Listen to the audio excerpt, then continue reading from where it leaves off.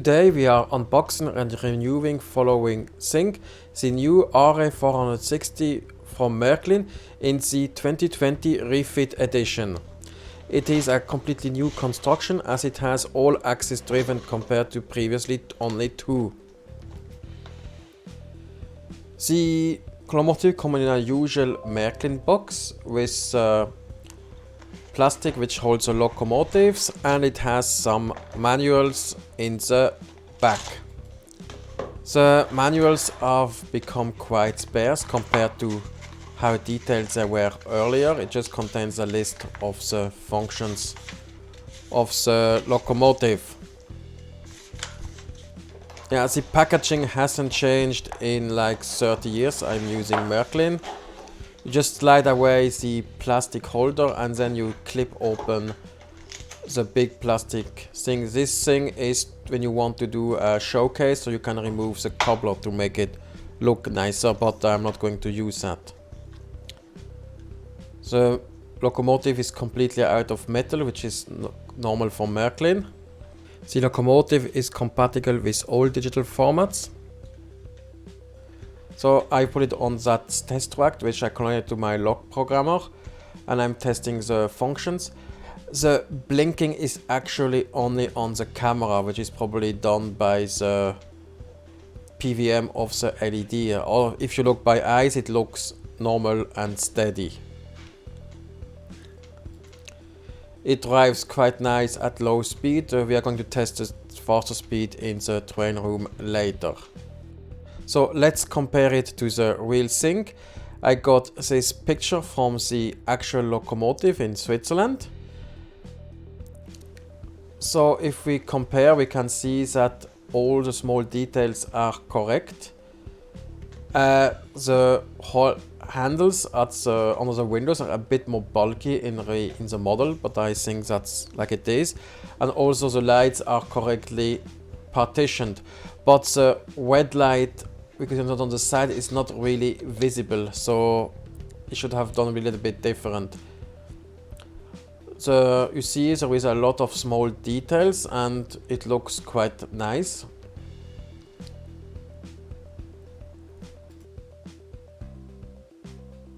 So, and in reviews from in Germany, they always have to look at if the printing is nice and clean, in which is this case, which I think is pretty dumb to still look at that today. I mean, the technology is correct and probably won't fail as much as it used to do like 40 or 50 years ago.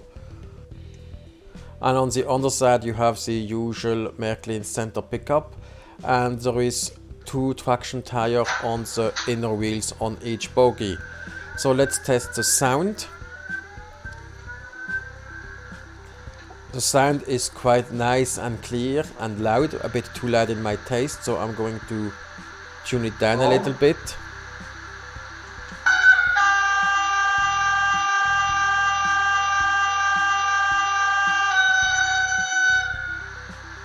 I will show all functions at the end of this video if you are interested in that.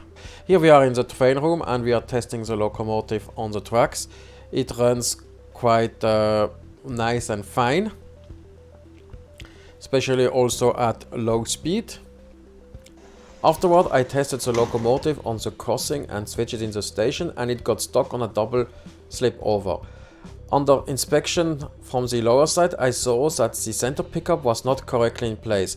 Afterwards, after it was been put in place, it ran very smoothly and without any hiccups. In real life, this locomotive pulls the IC 2000, the double-decker train from the Swiss railroads, and I have one of these trains, if viewers have seen, and it has always a lot of problems, and one was that the other locomotives were not able to pull it. But here you can see that it has no problem to pull it up the slope. Previously the locomotive just skids and couldn't come up. The train still has a problem as it is derailing, but when I will get new cobblers I will fix that. But now I can finally run the train in a prototypical configuration. Then the speed of the locomotive was measured with the Pico measurement car. As we can see, it runs exactly at prototypical speed. It drives up this straight track at 230 km scale speed, which is correct for this locomotive. Uh, I will going to tune it down a little bit because it's a bit too fast and dangerous, but the speed is correct for that type of locomotive.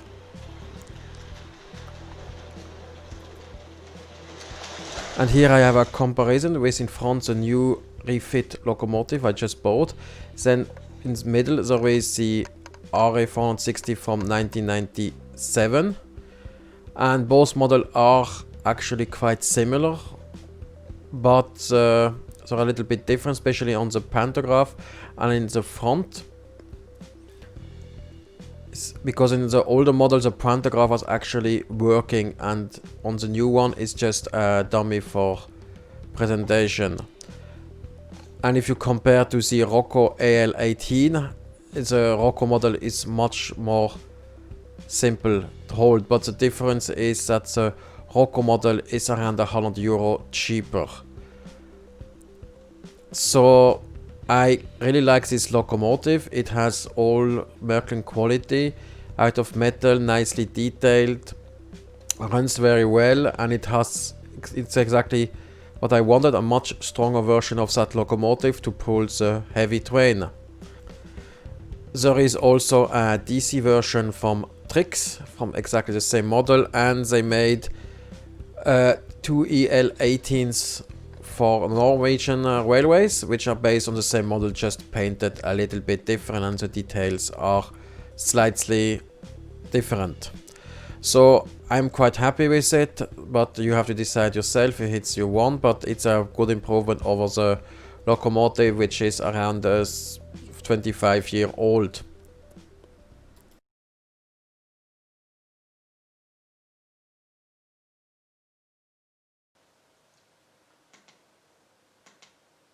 Okay.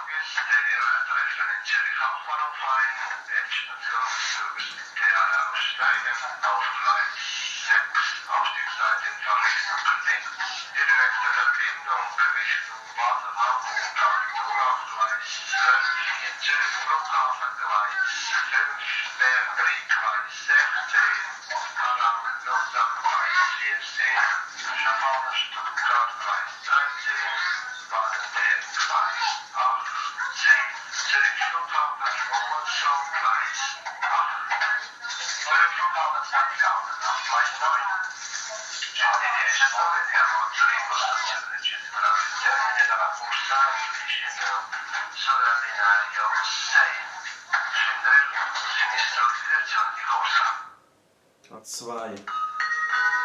Binario 2, è in arrivo l'intermedio per Bellinzona, Cadenazzo, Locarno, partenza alle ore 12:37. Prima classe, settore B. Seconda classe, settori C e D. Gleis 2, Einfahrt des Interregio nach Erstfeld, Luzern, Olten, Basel SBB, Abfahrt 19:09 Uhr. Erste Klasse, Sektoren A und B. Zweite Klasse, Sektoren B und C. Für die angemeldeten Gruppen ist im Sektor C Platz reserviert. Reisende nach Zug Zürich Hauptbahnhof steigen bitte in Outgoldau um. Ja. Attenzione, treno in movimento, binario 1. Il treno non è ancora pronto a partire. Ah. Le train n'est pas encore en état de marche.